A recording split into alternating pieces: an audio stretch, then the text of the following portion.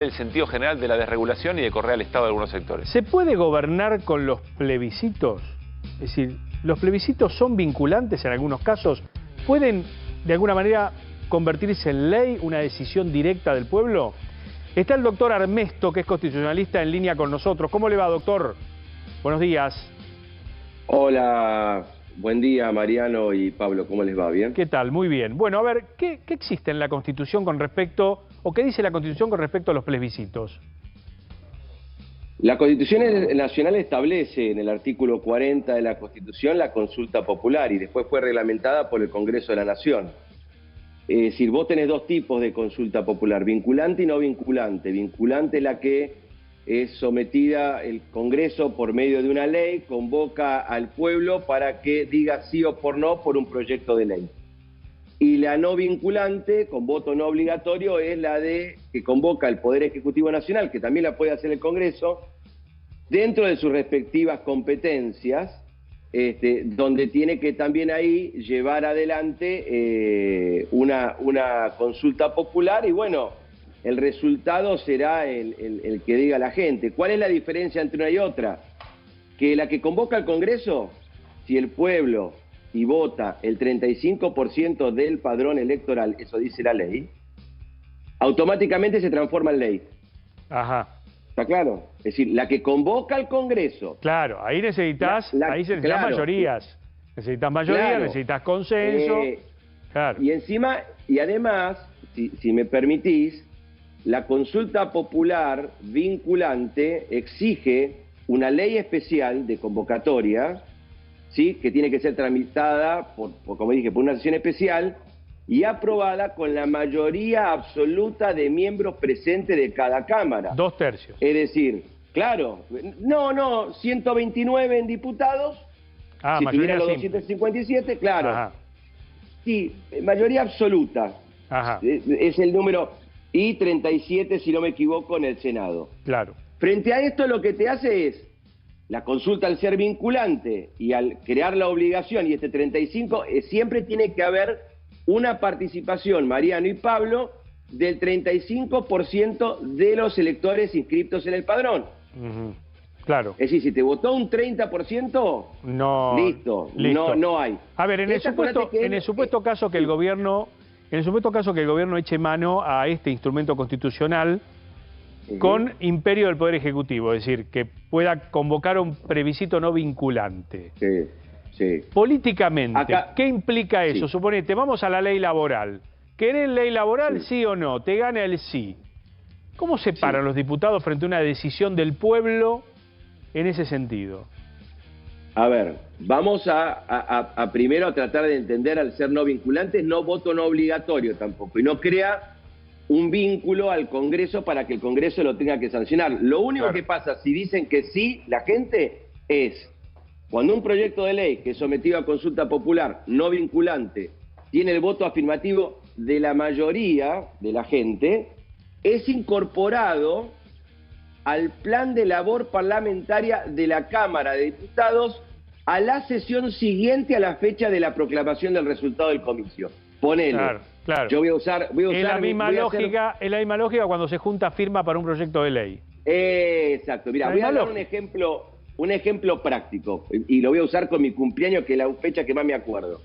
Si el 10 de marzo se vota y sale la mayoría que sí a la reforma laboral, a la próxima sesión que haya en el Congreso, tiene la obligación el Congreso de tratar el tema. Ahora, no genera la obligación que el Congreso lo apruebe.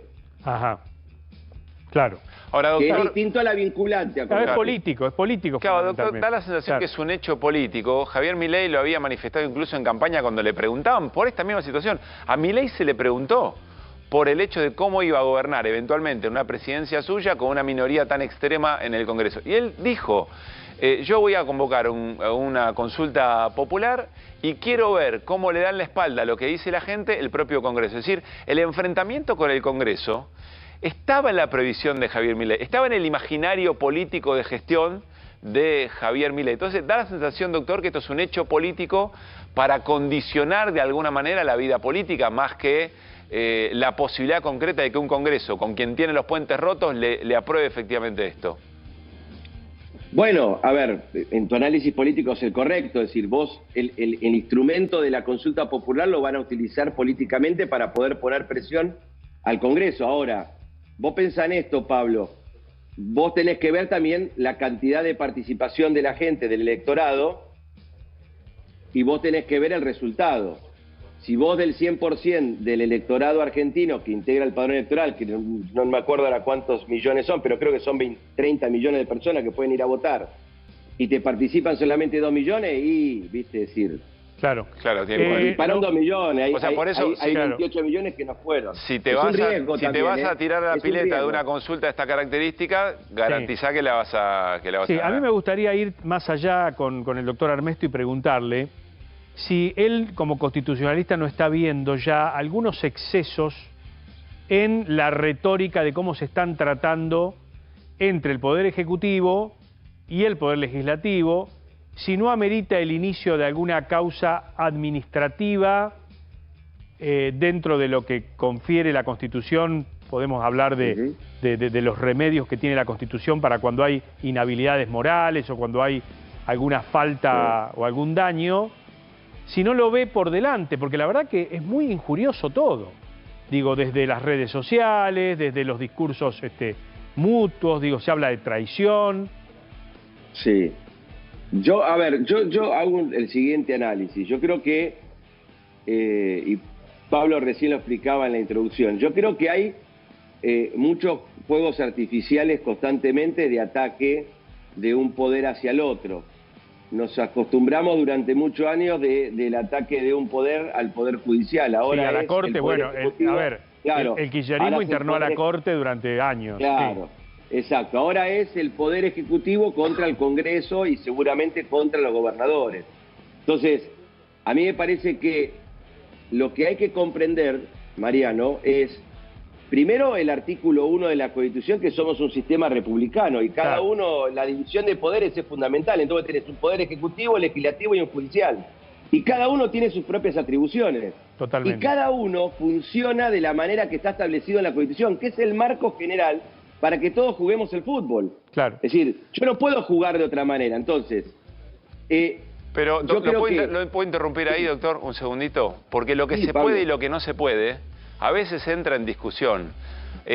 Más allá de lo que cada uno piense respecto de Cristina Fernández de Kirchner, lo cierto es que se empezó a generar un nivel de violencia verbal en un momento hacia un sector de la política que terminó en escenas de muchísima violencia, desde la bolsa mortuoria frente a la Casa de Gobierno, las guillotinas, y a alguien se le ocurrió que era posible intentar pegarle un tiro a una expresidenta de la Nación. Quiero decir... También, pero también te van a decir, le ponían el helicóptero a Macri...